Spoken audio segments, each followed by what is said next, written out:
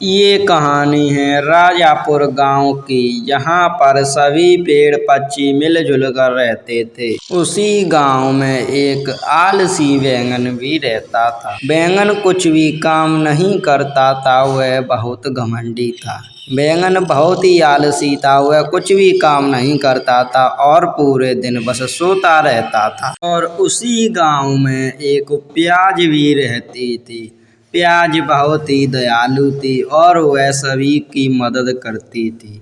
प्याज बहुत ही मेहनती थी, वह बहुत ज्यादा काम भी करती थी। एक दिन प्याज बैंगन के पास जाती है और उससे कुछ कहती है। क्यों रे बैंगन, तू ऐसे ही यहाँ सोता रहता है? तू कुछ काम क्यों नहीं करता है? तभी बैंगन जाग जाता है और गुस्से में प्याज से कुछ कहता है। क्यों प्याज, तुझे क्या दिक्कत है मेरे सोने से? तू क्यों यहाँ आई है? अभी बताऊं तुझे। ठीक है तो तू यहीं सोता रहे, मुझे कुछ नहीं करना है तेरे सोने से। तू तो बहुत ज्यादा घमंडी हो गया है और पूरे दिन यहीं पर सोता रहता है। मुझे कुछ नहीं करना है, अगर तुझे यहाँ सोना है तो तू सोता रहे। मैं तो अपने खेत में धान बोने जा रही हूँ।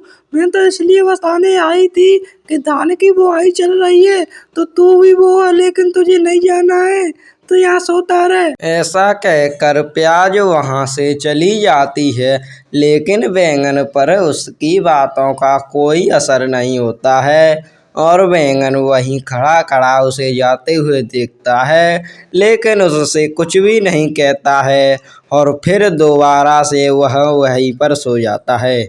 क्योंकि बैंगन बहुत घमंडी था तो वह किसी की भी बात नहीं सुनता था और ना ही किसी की भी बात मानता था। बैंगन बहुत ही ज़्यादा घमंडी होने के कारण बस सोता ही रहता था और कुछ काम नहीं करता था। प्याज धान बोने के बाद अपने घर पर आ जाती है और वो भी घर पर आकर सो जाती है। प्याज कुछ देर सोती है और फिर उसके बाद काम करने चली जाती है। लेकिन बैंगन बहुत ही ज्यादा आलसी था, वो अब भी सो रहा था और कुछ भी काम भी नहीं कर रहा था। लेकिन जब बैंगन सोकर जागता है और उसे बहुत ज्यादा भूख लगती है, लेकिन उसके पास खाने के लिए 1 रुपया भी नहीं होता है जिससे वह कुछ खरीद कर खा सके, तो बैंगन बहुत ही ज्यादा दुखी हो जाता है और कुछ खाने की तलाश में कहीं दूर निकल जाता है। बैंगन इसी तरह घूमते घूमते एक बहुत घने जंगल में पहुंच जाता है। बैंगन चलते चलते थक जाता है और उसी जंगल में जाकर थोड़ा आराम करता है और वह सो जाता है। प्याज भी उसी जंगल से होकर गुजरती है तो उसे उस जंगल में बैंगन मिल जाता है। अभी प्याज बैंगन के पास रुक जाती है और रुककर उससे कुछ पूछने लगती है। क्यों रे बैंगन, तू यहाँ घने जंगल में बीच जंगल में क्यों सो रहा है? तू यहाँ क्या करने आया था? तू घने जंगल में सो रहा है, इस जंगल में तुझे डर नहीं लग रहा है? तभी बैंगन जाग जाता है और प्याज को पास में देखकर आश्चर्य करता है और प्याज से कुछ बातें भी करने लगता है। प्याज, मैं तो भोजन की तलाश में जंगल में आया था। मुझे कहीं भी भोजन नहीं मिल रहा, इसलिए आया था। और जब मुझे इस जंगल में भोजन नहीं मिला तो मैं थक गया और यहीं पर सो गया।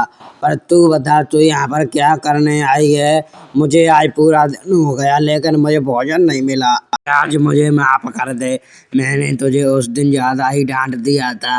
मैं उस दिन सोकर उठा था तो मैं बहुत ज्यादा गुस्से में था, इसीलिए प्याज उस समय में घमंडी भी था, लेकिन अब मैं घमंडी नहीं हूँ। आज मुझे बहुत ज्यादा भूख लगी है, मैं सुबह से भोजन ढूंढ रहा हूँ लेकिन मुझे भोजन नहीं मिल रहा। कृपया तुम मेरी मदद कर सकती हो भोजन ढूंढने में। प्याज प्लीज मुझे माफ कर दो।